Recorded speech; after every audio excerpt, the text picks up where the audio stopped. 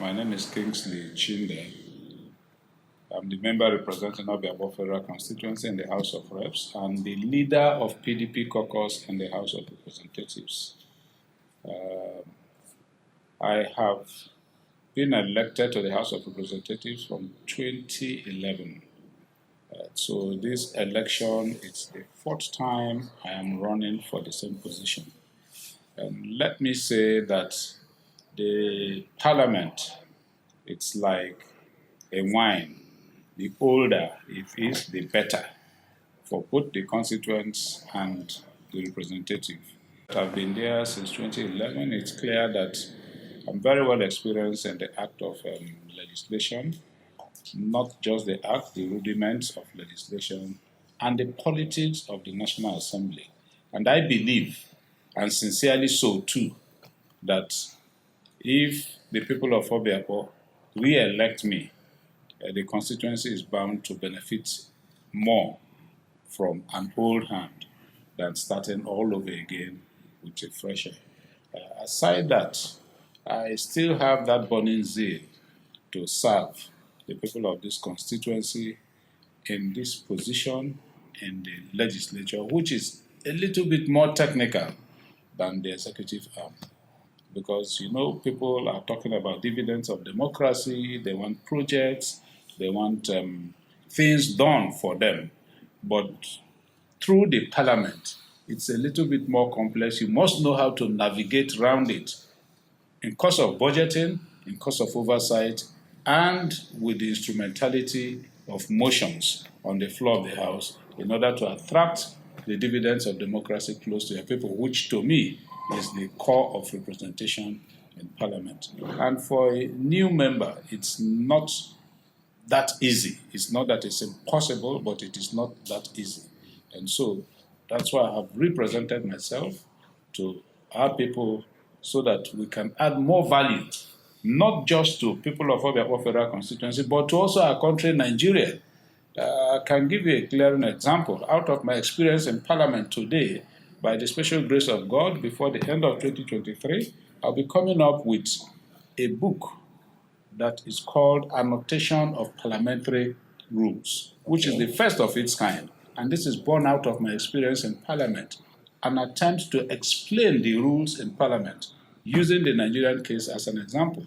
I'm also working on a software on drafting of bills and motions. A new member couldn't have done this, right? So I believe that with this experience, this is the right time for Nigeria as a whole, and indeed the world, to reap from what I have gained over the years in the parliament. I have also had cause to interface with parliamentarians outside the shores of this country. And I will tell you that today, a few of us that are experienced parliamentarians, we can compete with our colleagues anywhere. And we also have that respect, even outside the shores of this country.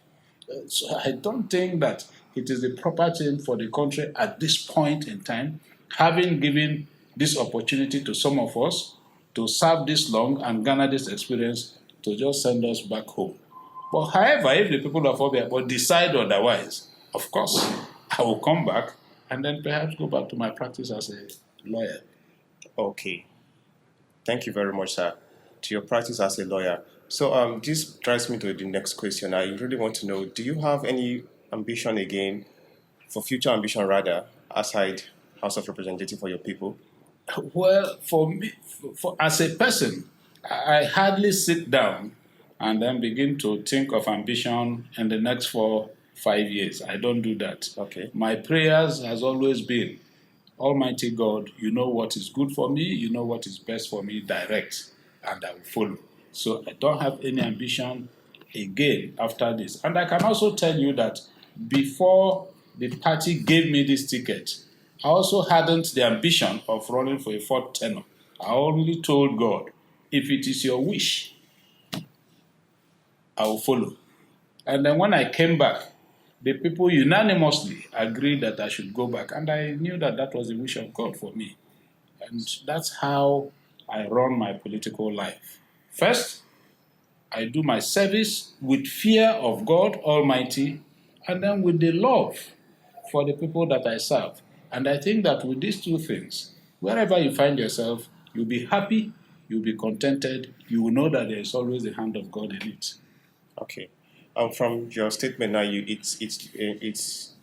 looks as if, and it is what it is, that you're the people's choice currently because the people want you to run again. So now the next question I need to ask you is, what plans do you have for the youth in your constituency? Firstly, I believe, and strongly so, that the youths are the strength of any society. Yes. And then, where do you start from? Reorientation, mindset change. That is what we need most in our society today. And how do you go about that? I looked at education as one area that you must encourage our youth to go into. And so, over time, I can tell you for the past 8, 9 years, we have consistently supported the youth in terms of education. Okay. Because that is the basic. If you want to develop any mind, you need to enlighten that mind positively. So we have supported youth education. We have supported consistently skill acquisition, knowing that everybody is not called out for formal education, but I believe that everybody should have basic education. But some might not go further into the professional sectors. So we do consistent skill training for our youths and attempt to set them up. So we've done solar panel, we've done electrical, we've done crane operation, we have done welding and fabrication, we've done computer, ICT. Just recently, we did about 12 skills, which by the special grace of God, next week, about the 13th, we're also going to give the last trainees their starter packs. So we have a lot of youth programs that we have lined out and that we'll continue to do because I believe that the youth should actually be prepared for the society. And if we actually want a positive change, it should start from the youth. We should start changing their orientation and redirecting them properly. Okay. I would want to know your major area of focus when you get re-elected again. And because you talked about building a software for the House of Reps for the bill, and now you're talking about skills, I would want to know if promoting research and technology in the constituency will be among your major area of focus. Sure. One vision that I have had, which by the special grace of God I will pursue this time, it's that area of not just promoting, but encouraging research and hard work. And one of the things I want to put in place by the grace of God is to create hubs, hotspots in various communities. Various communities to enable the youth use those hotspots for research. And then if you are within that axis, we'll try or strive to ensure that you have free Wi-Fi within those hotspots. And the essence is that it should form research centers within our various communities. As we speak, we have started a solar project, lightening up the public places within the constituency. So public places like the arena, the town halls, marketplaces, to ensure that we light them up with solar lights. And then those places we are also targeting that they are going to be our hotspots within the constituency during the next assembly. Now, aside that, we're also looking at the area I've not done much is sports development. So the next assembly, I might look into that, either in schools, communities, and all that, because, of course, a healthy mind. And most people believe that right now it's not all about party, but about the individual, especially in the presidential level. So we would want to know who gets your vote for the presidential elections. Who gets my votes will be determined by one, perhaps between now and end of the campaigns. I need to look at all the candidates and take a decision on who gets my vote. And then it will also be determined by those I've had the opportunity to interact with. I am of PDP extraction, but I can tell you clearly that I'm not very impressed with my presidential candidate. So I am not certain that if I go in there to vote, that I'll cast my vote for him. But between P2B and Tinubu, who gets the vote, I do not know for presidential election. Okay. Or whether I will not vote for anybody at all if I feel that the three of them are not qualified. I do not know. But like you have rightly said, the time has come for us to reset this country. And for us to do that, we must use the opportunity to vote credible, trustworthy leaders. I believe, and strongly so, that as leaders, politicians, we need to change the perception. We are supposed to be role models in society. People should look unto us and desire to be like us because of the quality of the person that we are, not the material things that we own. And so, as politicians, we should mean what we say and say only things that we mean. Okay.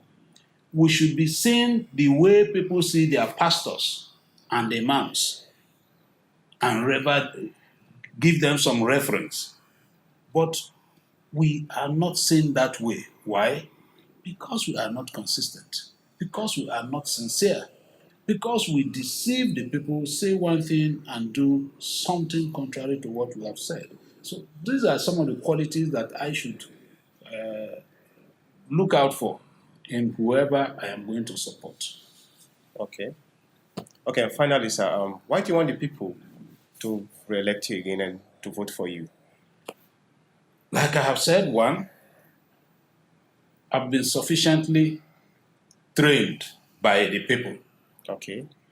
They have given me the opportunity to get trained in parliament and parliamentary process and procedure. And I think that they should reap more from that opportunity that they have given me. Okay. Secondly, sincerely, as a person, of course I shouldn't praise myself, but I know that what I'm going to render is service to the people. And I desire to build more persons from this constituency, which I have not accomplished. And I can tell you that once these are accomplished, I'll be very happy to go back and even retire early from politics, knowing that there are people that will take over from us. If you look at the constituency today, how many young politicians have we inculcated this idea to, that political offices, public offices is for service, not for your self-aggrandizement, that you can be a public officer, you can be a politician and still be seen as a sincere and straightforward person. We had the Aminu Kanus in the past, people that we trusted, the Awolowos, the Zigs, those who started this. At least we had confidence. They were not out there to enrich themselves, but to serve the people. Have we brought back that culture?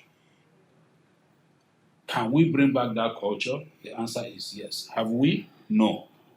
So we still need persons who have this vision to continue to be in public office until we instill this in the people of Nigeria. And I think that what is happening today, the type of election we are going into, will be the beginning of the change. I still want to be part of that change. That's wonderful, sir. Thank you very much for the time you've given to us. We wish you best of luck in the forthcoming elections.